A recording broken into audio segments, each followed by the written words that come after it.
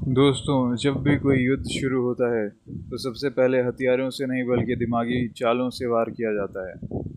महाभारत के युद्ध मैदान में भी कुछ ऐसा ही हुआ। गीता के पहले अध्याय के तीसरे श्लोक में दुर्योधन ने अपने ही गुरु द्रोणाचार्य के सामने एक ऐसी बात कही जिसमें केवल राजनीति नहीं बल्कि गहरा ताना, जलन और छुपा हुआ डर था। आखिर दुर्योधन ने ऐसा क्या कहा जिससे इतिहास बदल गया? चलिए जानते हैं। सबसे पहले देखते हैं श्लोक को।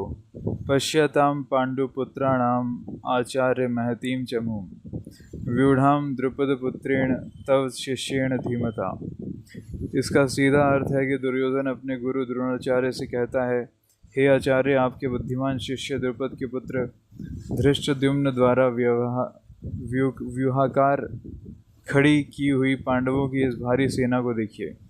ऊपर से देखने पर यह एक साधारण सी बात लगती है कि दुर्योधन अपने सेनापति को दुश्मन की सेना दिखा रहा है, लेकिन इसके पीछे की जो साइकोलॉजी है वो बेहद चौंकाने वाली है। यहाँ दुर्योधन ने दो शब्दों का इस्तेमाल बहुत सोच समझ कर किया। द्रुपद पुत्रेण यानी द्रुपद का पुत्र, और तव शिष्येण यानी आपका शिष्य। इसके पीछे एक बहुत बड़ी कहानी है। राजा द्रुपद और द्रोणाचार्य की पुरानी दुश्मनी थी। द्रुपद ने द्रोणाचार्य को मारने के लिए ही एक यज्ञ किया था जिससे धृष्टद्युम्न का जन्म हुआ। यानी द्रोणाचार्य जानते थे कि यह लड़का उनकी मौत का कारण बनेगा। फिर भी जब धृष्टद्युम्न द्रोणाचार्य के पास शिक्षा लेने आया तो गुरु द्रोण ने एक उदार शिक्षक के रूप में उसे अपने सारे सैन्य रहस्य सिखा दिए। अब यहाँ दुर्योधन गुरु द्रोणाचार्य को ताना मार रहा है। वह सीधे सीधे कह रहा है, गुरुदेव देखिए आपकी उस अत्यधिक उदारता का नतीजा। जिस लड़के को आपने अपने सारे राज सिखाए, आज वही आपके सामने आपकी ही मौत बनकर खड़ा है और आपकी ही सिखाई हुई रणनीति से हमारी सेना को चुनौती दे रहा है। दुर्योधन ऐसा क्यों कर रहा था?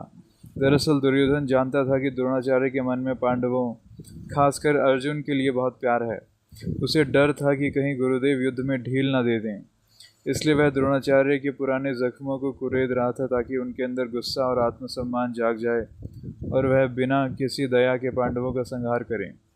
इसके अलावा कौरवों के पास 11 अक्षौहिणी सेना थी और पांडवों के पास केवल 7। फिर भी दुर्योधन पांडवों की सेना को महतीम चमूम यानी बहुत बड़ी सेना कह रहा है। यह दिखाता है कि अंदर ही अंदर दुर्योधन कितना डरा हुआ था। पापी का दिल कभी पूरी तरह आश्वस्त नहीं हो पाता। तो दोस्तों, गीता का यह तीसरा श्लोक हमें सिखाता है कि जब इंसान के अंदर असुरक्षा की भावना होती